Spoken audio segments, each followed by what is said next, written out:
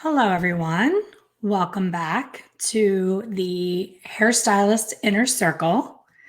Today, I wanted to, with your permission, share some of my story. I think that this time that we're in the world, not just in the US, not just in our own state, in our own salon, in our own private experience, the entire world has been put into a very large timeout, right? We've all been forced to pause, and we were given the gift of time to really sit back and look at how we're living our lives, what our routine is like, take a look at our career. Is it everything that we want it to be? Did we reach our dreams and goals, or did we get super comfortable? So my daughter, who is Bryn, who does the Mindful Mondays, pointed out to me that, a lot of times I jump in to these chats and my own chats on my coffee chat Facebook group and with the members of my Hair Color Secrets Insiders, and kind of assume that everybody knows what my journey was like and where the heck I came from. And that's simply not true. So you forget that you need to give some backstory and some background on who is Elaine Travis and why should I listen to anything that she says, or why am I even watching her talk right now? So about me. I always knew I wanted to be a hairdresser. I performed my first haircut in my good friend's bedroom in 5th grade. My friend Diane trusted me with giant, dull household scissors to cut her hair from, she was about this length going into it, and we cut it into a short, layered, more of a 90-degree, messy, choppy, of course, because it was so uneven. But it looked really good, and she really liked her hair. And we had basketball practice that night. So she was very brave to do that when she was going to be seeing all of our friends at once. And when she was dribbling down the court and her hair was moving and doing things that it didn't do before, and it was a lot lighter, everyone was complimenting her. Oh my gosh, you cut your hair. It looks great. Not once did they assume that a hairdresser did not do it. And we're talking 5th grade. I don't even know how old you are in 5th grade. I'm guessing like 11, maybe. I don't know. It's been a long time. But I know I was 14 going into high school. So young, really too young to be attempting a haircut. And then by 8th grade, that same friend, God bless her, we're still good friends to this day, Diane, she was my guinea pig for my first Gigi Honey wax pot. We had a beauty supplier in our neighborhood that never checked for any kind of license, which was good for us back then, but would piss me off now as a professional and an educator and a salon owner. I don't like knowing that the general public can buy all of the things that we buy. So I bought a wax pot, had no idea what I was doing, and just kind of figured it out. And I remember putting the wax on her center of her eyebrows, and I put the strip on, and she took off. She literally ran around my house. I was chasing her in circles because the only way that she could get that piece of muslin off of her face is for me to rip it with the hair off. And she was terrified. And we laughed our asses. I mean, I remember those belly laughs, and I wish I had them today at this age. It's so rare that you have a hard belly laugh, but we laughed and laughed and laughed, and we still laugh about that story.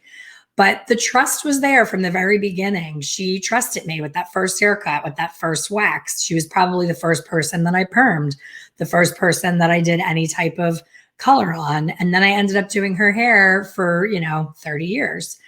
But I knew that interest was there and that passion. But I was also a very straight A student. I was in the top 20 of my high school class.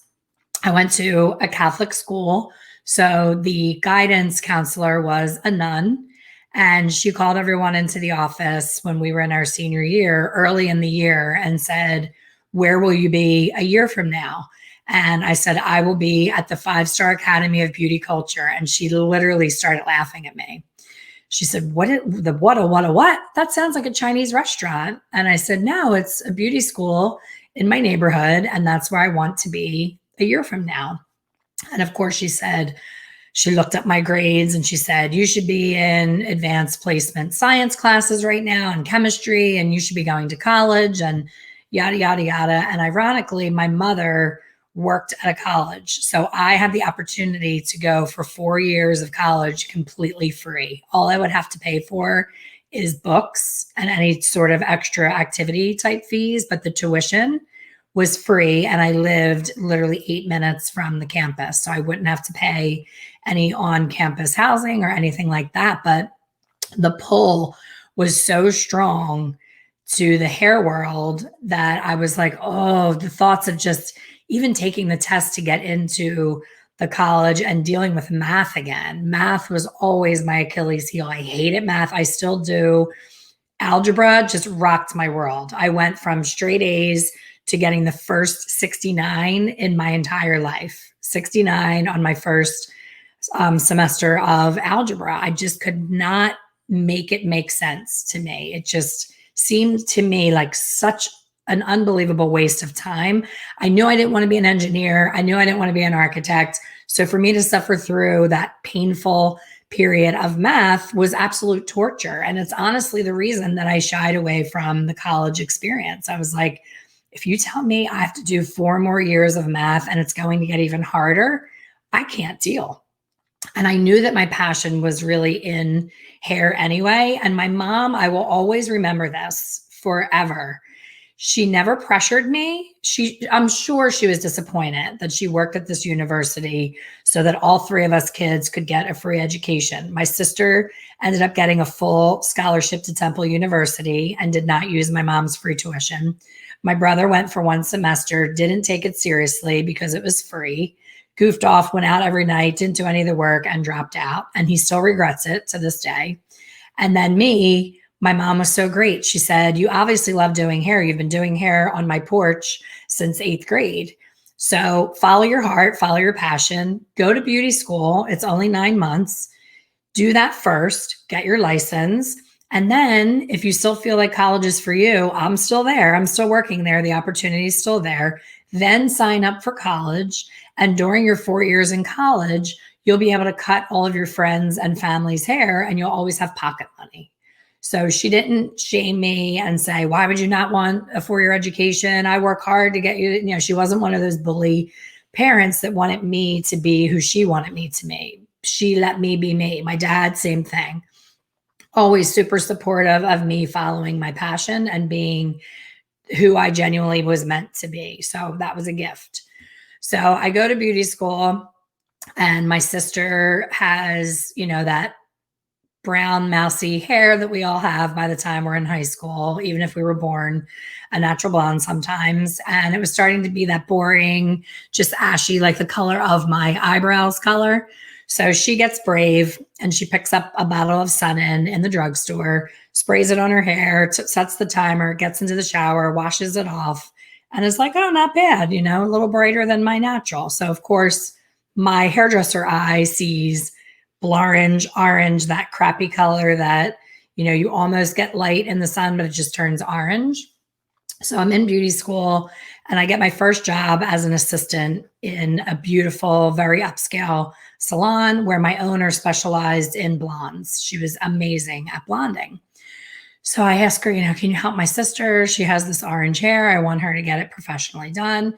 So now, as someone who worked as, behind the chair for 34 years, fast forward to now, I know what it's like when someone who's an assistant for me says, oh, can we do my mom's hair? Can you help me? Whatever. You're not generating any income. It's tapping into your free time. It's something that you feel obligated to do. So sometimes you don't give it your all. You don't give it all of your time and attention because it's a freebie, because you're just burned out from everything else. So now looking back, I get it. I get exactly what happened. So my boss said, have your sister come at the end of the night. I'll squeeze her in at the end of my night. So she foiled her, or no, I'm sorry. Step 1 was she wanted to rid the hair of all of the orange. So she was using Formulating at the time, which I believe Formulating is still a very cool, very ashy line, one of the more green tone lines that are out there, which is amazing. And I love it about it then now, but then it was a little much for the situation. So my boss used permanent color in a blue-green base. And she applied it roots to ends all over the orange, set the timer for 20 minutes. It got really murky, muddy. It looked like rat hair brown. It looked just like a little mouse color and almost had like a green tinge to it. And I'm like, oh shit, she's going to kill me because she did this because of me. So she's looking at me and I'm like, no, it's just step one. Trust me, she's amazing. She's going to make it right. So then she foiled her hair to the high heavens, a million foils, put her under a hooded dryer for far too long, did not check her, got busy doing something else, again, wasn't paying attention, and brought her up to almost white. I don't even have a swatch here that's as white as the white that it was.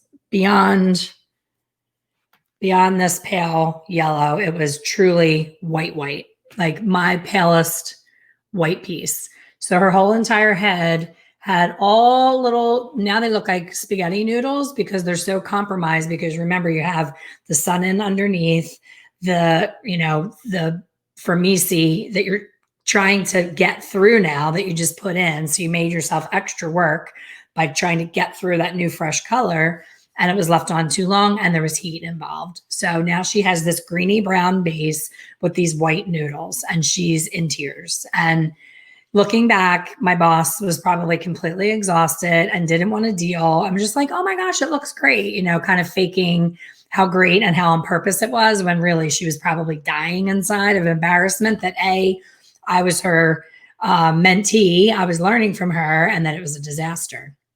So we're driving home, and I'll never forget how emotional my sister was and how devastated she was. She was so much happier as that sun in orange than the attempted corrective service. She felt so much less attractive and so much more upset with that corrective tone than she did with the original tone. And she was lashing out at me because I was the reason I pushed her to get this done. She was perfectly happy with her orange fab hair.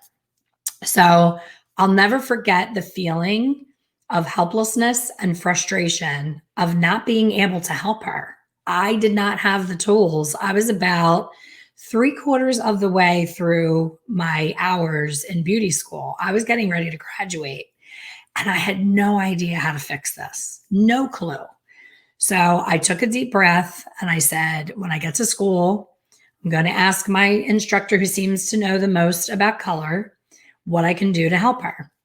So I walked up to my instructor, and at the time, I mean, we're talking, a really long time ago, 35 years ago, I had a Polaroid picture of what my sister's hair looked like, because we didn't have iPhones and cell phones and the ability to take, pictures on the spot. So I took a Polaroid, handed it to my teacher, and she was like, I have no idea what to tell you. She had no clue.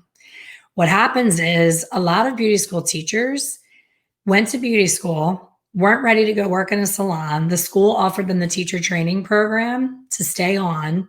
And then when they finished their teacher training program, they hired them as an instructor. So a lot of instructors have never had behind the chair experience. They went from learning the basics that we all learned to learning how to teach the basics to teaching the basics, never having done the physical work and never having done major corrective services. So she was embarrassed that she couldn't help me. I was annoyed that I paid all this money for tuition and didn't have the tools that I needed. So then the owner of the school happened to stop by, and he looked at the picture and he said, oh, it's easy.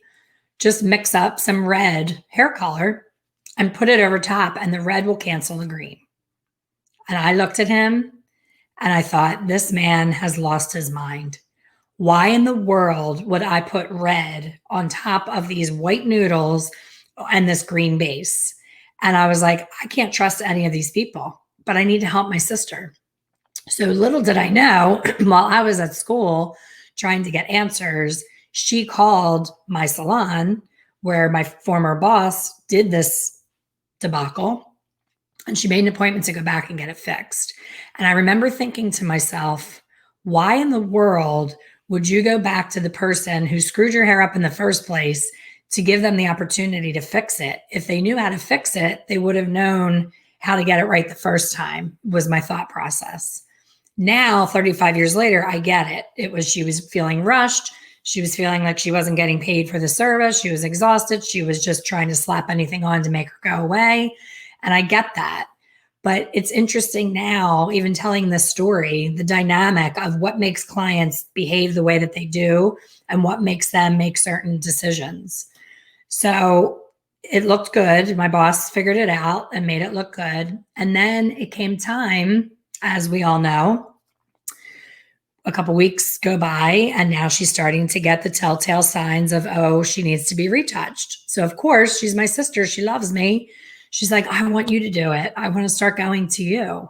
So I trust you. Just try it. So I had the basics from school. We learned about the color wheel and all of that. And I had very little color to work with. The salon that I worked in was not a color focus salon. And we're talking 35 years ago. So it was liquid Miss Clairol. So there was like three choices for blonde, 3 choices for brown, 3 choices for red. So I picked what I thought was the best choice for blonde and went in and tried to lighten her entire head with it, which was a huge mistake. And of course, she's orange again. She's more orange. And now the tears again. And now she's like, oh my gosh, why did I do this? Blah, blah, blah. And round and round and round. And again, that helpless feeling. So I looked around at my situation and I was really comfortable. I had a great boss. He let me be so flexible, make my own hours, come and go as I please. I'm 19 years old. I can go out on Friday night, and if I don't have somebody on Saturday morning, I can sleep in and come in an hour late. Like, oh, he's so cool. He's so sweet. What a great boss. But I was really holding myself back from getting any better. And I was guessing. Every time I attempted to do a color service, it was a total guessing game. I had no idea how to actually formulate. And I'm guessing, and I'm asking you to be honest with yourself right now watching this. Are you still guessing? Chances are there's certain times that you're still guessing, that you're not really quite sure why you're picking up the shade that you're picking up. You're just picking it up because you picked it up 2 weeks ago on someone else and it happened to work out. But you don't really truly understand the why behind hair color formulation. So a couple months after the debacle with my sister, I started looking through hair magazines. And at the time, of course, there's no internet, there's no YouTube, there's no Googling anything. There's just a magazine. So I would devour American Salon, Modern Salon from cover to cover as soon as it came. And I had a lot of time to read magazines because I had no clients, because I didn't know what the heck I was doing. But I had a chair and I could make my own hours and I had freedom. I was awesome. So I had way more confidence than skill. And I could have kept going like that and had a good day and then 3 bad days and then 1 more good day and then 3 more bad days. And I could have gone on like that for a long time. But I'm the type of person, I'm a plan aheader, I'm a goal setter. And I was like, I am getting nowhere fast with doing this fake it till you make it bullshit. I need to actually understand hair color. So there was an event, the first ever Hair Color USA in Miami, Florida. I'm 19 years old and I had never been on an airplane. My parents always drove. If we went to Disney, we drove. We drove to California. They just did not like flying. So I didn't know how to get to the airport. I didn't know how to check a bag. I didn't know how to check in. I didn't know what kind of ID I needed with me or any of that stuff. It was terrifying. So of course I did what any other 19-year-old does. And I called all of my besties that I went to beauty school with and said, guys, I know you don't understand color any more than I do. And we could just keep pretending we understand, or we can figure it the hell out. Let's go to this event. Let's all share a room. I mean, you're piss poor at 19. You have no money to travel. So I said, we'll get the cheapest flight we can get, even if it's 3 connections, and we'll all share a hotel room and we'll just be really smart about our dinners. We'll split entrees. We'll split sandwiches for lunch. We'll do what we have to do to get to this event. Of course, they're all really super excited until the form needed to be filled out and the money needed to be sent in. And then suddenly nobody was interested. So at 19, what you tend to do is it's the crowd mentality. If everybody's not going, then nobody goes. So everybody dropped like flies one at a time. And I sat there at that desk looking at that empty appointment book with one name on it. And I was like, girl, you got to put on your big girl panties and you got to figure this out. And nobody's coming to rescue you. And at the time, there were no mentors in salons that would take, there was no such thing as an assistant, an associate, a mentor relationship. It was the busy hairdresser was too busy to teach. They were so busy trying to stay above water and not drowned in all the tasks they needed to do in their day that they didn't have the time to explain why they were doing such and such a color. So I had nowhere to turn and I was determined to figure it out. So I bought my ticket. I took a taxi to the airport. It was the first time I ever took a taxi. Got to the airport, checked in, did my thing, got to the hotel, checked in, was totally alone. And at 19, your biggest fear is eating alone in a restaurant. And of course, again, we did not have phones or iPads. So I brought a magazine with me, probably a hair magazine. And I thought, if I feel funny eating alone, I'll just sit and read my magazine and then it won't be so weird that I'm by myself. So I walked into the hotel lobby restaurant and I looked around. And of course, hair shows are great because everybody goes with a crowd and they're laughing and hanging out and everybody knows everybody. And I'm totally alone. So I said to the hostess, do you mind if I sit at the counter? I feel really funny eating alone. And she's like, are you sure? It's okay. You can sit at a table. I said, no, let me sit at the counter. I'll feel better. So I sit at the counter and I turn to my right and there's this adorable picture, Betty Boop in a real life person. Tiny little face, tiny little body, red lips, the flippy, cute, dark pixie haircut. Adorable. And I'm 19. She's probably around 33, which seemed old at the time to me. So I turned to her and I saw that she had the program booklet for the show. And I said, oh, hi, are you here for the hair show? And she said, yes, are you? And we chatted, exchanged names. And she's like, oh my gosh, what brings you here by yourself? And I told her, I'm really frustrated. I don't understand hair color. I'm here alone. This is all really scary and crazy to me, but I know I'm where I'm supposed to be. So I'm really excited about the show. And she said, I'm here alone too. Like, why don't we buddy up and eat our dinners together and kind of go around to the classes together? And I was like, oh my gosh, that would be amazing. So she knew everybody, all the famous hairdressers that were there teaching, Beth Minardi, Scott Cole. There was a woman named Lillian. I can't remember her last name. She was amazing. Who was the Annie Humphreys was there. My gosh, there were so many amazing colorists there. I'd have to think about all the names, but this woman knew all of them by name. They all knew her by name. And I thought, oh my gosh, I am hanging out with a celebrity. This is amazing. So we went to classes together. And of course, I didn't want to interrupt her experience at class by asking her a billion questions. So I just jotted them in my little notebook as they came up. So every single class was the same thing. No matter who the teacher was, no matter who the manufacturer was, they spoke to us as if we already understood color. And it continues to happen today. Each and every opportunity you have to learn when you're sitting in the room, a lot of things are assumed that are understood.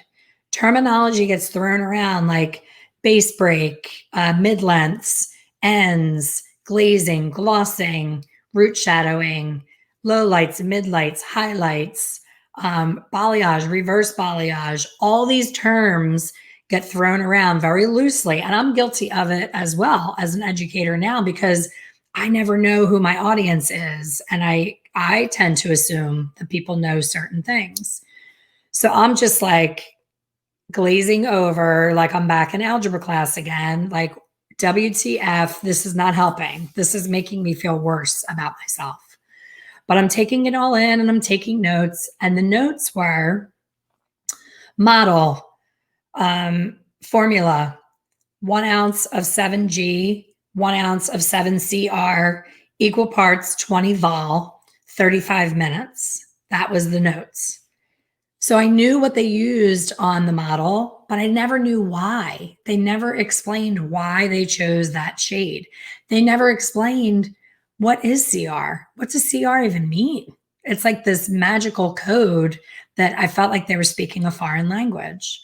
So this went on for 3 days, kept going to different classes, writing different notes.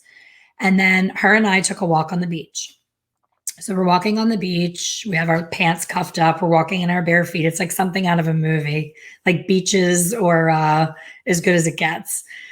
So we're walking and talking. And I said, I'm embarrassed to say I don't really understand anything more now, getting ready to leave this event, than I did when I came in. I feel like it's a little too advanced for me, a little over my head. And she said, what is it that you have a question about? And I explained it to her that I want to know the why. I want to know why they chose that color. So she started to explain to me that hair is not a white blank piece of paper canvas. The actual hair that you're working on brings 50% of the color into the equation. So whatever's in your bottle is really only 50% of your formula. That was huge for me. That really made the light bulb go off. So she started to explain it and really get into it. And we started to talk about her salon and what's it called and where is it. She was in Cape Cod and she was near the ocean. So she named her salon Splash. And I fell in love with that name. So fast forward all these years later, I guess I was 19 when I met her and we talked about her salon being Splash. When I was 22, I opened my own salon and I named it Splash. Of course, I asked her permission. I said, would you be okay if someday when I open a salon, if I have that name, I just love that. And she was like, absolutely, I would be honored. So there was Splash Hair Studio as a result of that amazing weekend. But that evening, after our beach walk, things were starting to click and connect. And then there was this big gala, goodbye party where they pulled out all the stops. It was beautiful. They had a live band, wonderful food. And because she knew all these amazing famous hairdressers, everybody was fighting to sit with her. And she said, oh my gosh, I'm so sorry. Do you mind? I'm going to join my friends at that table over there. And there's not enough room for both of us. And I was like, oh my gosh, no, you've been with me the entire time. It's totally fine. So now I'm alone again and I'm young. I'm the youngest one, I think, at this entire event. Everybody was much, much older and much, much more experienced. So this woman with the most welcoming, big, giant smile. She was much, much older than me. She was probably in her mid 50s. So to me, she was 100 when you're 19. Now I'm 53 and I think she's young and fabulous. So she patted her chair. Like she knew I was a little lost soul. She patted her chair and went like this. And I walked over and I said, thank you so much. I didn't know where to sit. I feel so weird. I don't know anybody. And I was so underdressed. My big dressy outfit was not dressy enough for this event. So I sat down in the chair. We introduced ourselves and she said, how's it going? What do you think of the show? And I said, honestly, I think it's a great show, but I just don't think it was basic enough for what I needed. I'm really lost with this whole hair color thing. And she took her business card and she turned it over and she proceeded to list all of the colors of remaining pigment contribution that you find on charts like this, of all the levels lifting from the darkest to the lightest and all the stages that hair goes through on its way to blonde. This was the first time that anyone took the time, beauty school included, to explain to me that that's what happens when we color hair, that we are taking a permanent color and creating lift and shift, and that depending on where the person's hair is in the beginning and where that hair color has the power to take them, it is the combination of the two. It is where they meet that becomes the result of the hair color. It made so much sense. Talk about light bulb moments. It was as if the sky opened up, there was a giant rainbow, and there was all these flashes of light. It was like, OMG, I fucking get it. I get it. I totally get it. It was magic. One sentence, one card, one moment with a stranger, and my entire career was changed. I wish that I knew her name. I wish that I could get in touch with her and hug her so tightly. Even now during COVID, I would love to hug her and tell her what an impact that her and this other woman from Splash had on my life by that one statement. So moving forward, I got more and more confident, went to so many more education events, understood the lingo they were talking about. When they rattled off the CR and the G and the WG and the NG and the R and the B, I got it. I was good. But I couldn't stop thinking about the people in the room with me that felt the way that I felt, and they didn't get it. And they were too embarrassed to do this because they didn't want that collective whip around head thing that happens when the entire room turns around and looks at the dummy that asked that such basic question, and the roll of the eyes that everybody gets because they're so much further ahead that they can't even imagine that they made it through 30 minutes of the class not understanding that in the first place. But where do you get that first place? Where do you get that information so that you can understand the classes that you go to? So it kept pecking at me and pecking at me and pecking at me. And years go by, and I go to a salon that I was able to specialize in hair color, and I kept getting more and more knowledge and more experience. And I just kept feeling like I wanted to shout it from the rooftops. I wanted to share it. So I volunteered at my very big corporate salon that I worked in prior to opening my salon. I said, I would like to be a mentor to somebody new, hire a new colorist and let me train them. And that's what I did. So I loved paying it forward and I loved sharing. And then when I opened my own salon, I had the opportunity to train many colorists, all who are super successful today. Every single one of them earns a six-figure salary doing hair color as a result of spending time with me and taking it all in and absorbing the gift of the information. So I was like, how can I reach more people? You know, I can't train everybody in my salon. I don't have enough time and I don't have enough voice. You can hear how strained my voice is just talking two times today, coffee chat and here. So I wrote a book. I wrote a book during a snowstorm. It's called A Colorful Journey. And this was my passion and my joy in sharing the gift of that conversation with that woman with anyone who takes the time to read it. So this has been around for 4 years now. I wrote it in 2016. I've sold thousands of copies. I have wonderful reviews on Amazon. I have raving fans that still carry it in their bag back and forth to the salon. I've had several stories of people having it stolen from them, which they say to me is a compliment. They're like, you know what? If it helps them, it's okay. I'll get another one. So it's been amazing. And during this time of quarantine and COVID and trying to offer as much education as possible, I had another light bulb moment. I thought, you know, how many times do you read a book and you want more questions answered? You want more of the author, you want more information, and there may not be a second book. So far, I haven't written a second book because I've spent all my time doing virtual education and doing courses and coaching and all of that. I probably will write a second book, but it's not happening right now. So I thought about it and I thought, how fun. Summer is a good time to dig into a good book, to get a beach read, dig into a book and escape just for a little bit in your day. So I am introducing, for the first time ever, to my knowledge, there's never been a book club just for hairdressers. So I'm excited to say I hope that I'm the first to have a book club dedicated to hairstylists. So, of course, I'm starting with my book, but I would like to continue the book club and visit other books that have really made major shifts in my life and have inspired me to do things better, different, and achieve higher levels of success. So we're starting with my book. Some of you already own it. So if you already own the book, I'm going to share a link with you, and you just click on the link and say book club only. So you'll be signing up for just the book club. We're going to meet 3 times over the summer, starting with June 29th. So we will meet virtually. I say an hour, but I'm sure it'll go 90 minutes. It always does. And we'll be in a group on Zoom. So we can all see each other as if we're in somebody's living room, and you can have a glass of wine, a glass of water, a glass of coffee, nothing at all. Whatever you would do at a normal book club, do that. Make yourself a little wine and cheese board and just be there participate. We'll chat back and forth about concepts that you might have read in the book where you're like, I don't really understand that.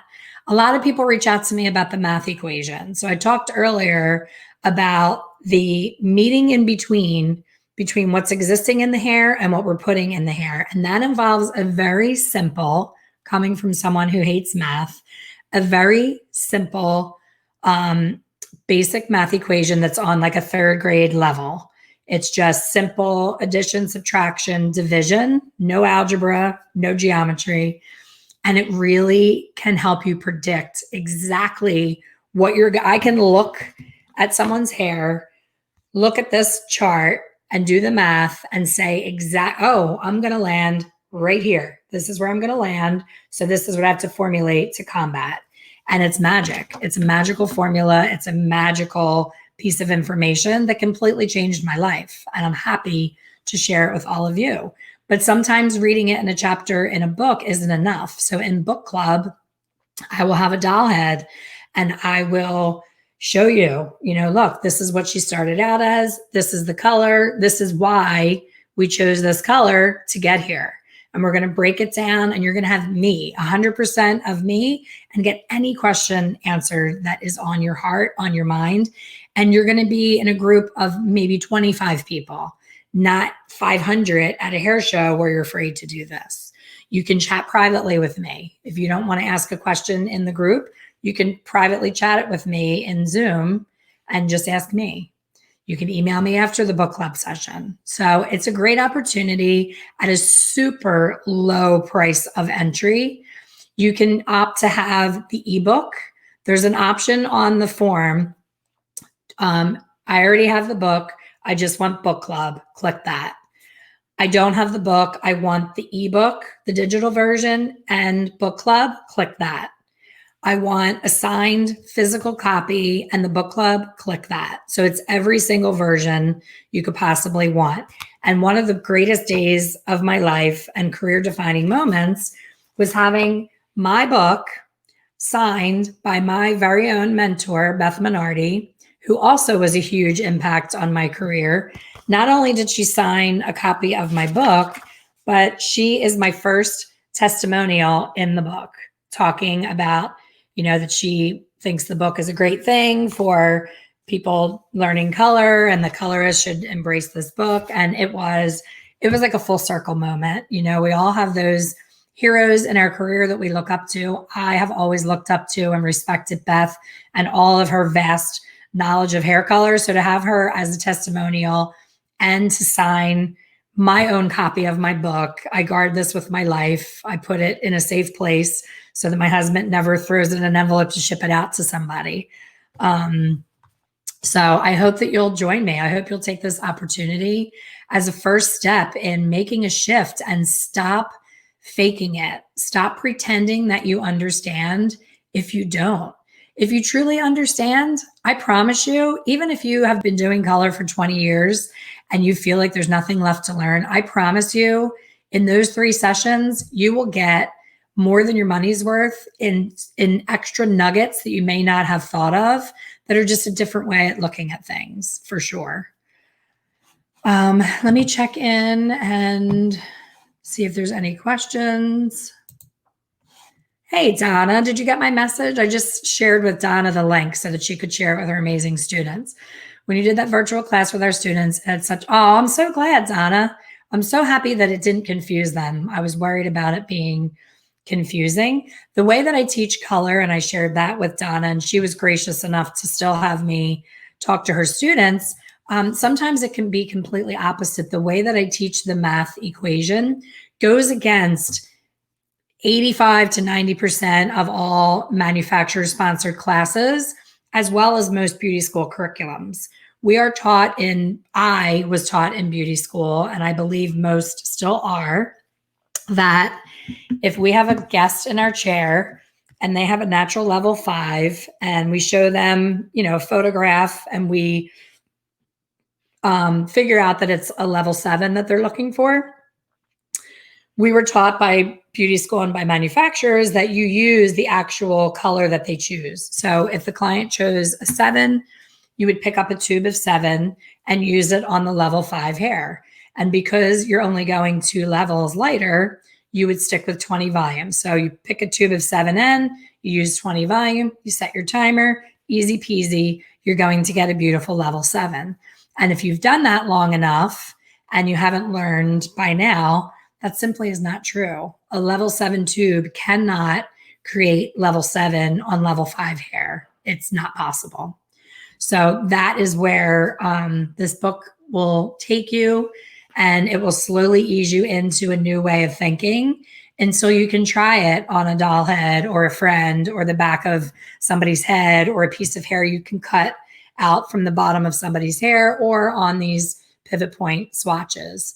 But once you start getting used to this new way, it will open up your color world like you can't even imagine. You will start predicting things and look. I mean, I can look at somebody doing somebody's hair and know exactly what's going to go wrong before they even mix the two things together, the developer and the product. Suzanne, I can't put the link in right now because I'm using StreamYard. As soon as I stop this broadcast, you'll see it at the top of the broadcast. It'll say join my book club and we'll be there. I promise. Donna said, yes, I did. I shared it last night. There was no big confusion, nothing I could not explain.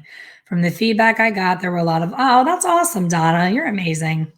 Thank you so much. And thank you for sharing your students with me. You know, a lot of instructors get pretty protective, like mama bear, with their students because they want them to stick with one way of looking at things. And I get it. I'm quite the control freak. And when I taught stylists in my own salon, I was very my way or the highway because so many bad habits came in with them. And I was so worried that it would melt down what I had worked so hard for with these people that were hitting that 6-figure mark. I didn't want the newbie coming in and sharing these other ways of doing things and just disrupt everything and make the current people think they were missing out on something. So I was a bit controlling, I will admit, and I've gotten a little more relaxed about it. But I think that until you know hair color inside and out and you really understand the chemistry behind it, you don't have a right to break the rules. It's just not going to serve you well to start doing things outside the box because you don't understand how powerful these chemicals are that you're working with, especially with lighteners, you know, and especially lighteners on scalp. We can really do a lot of damage.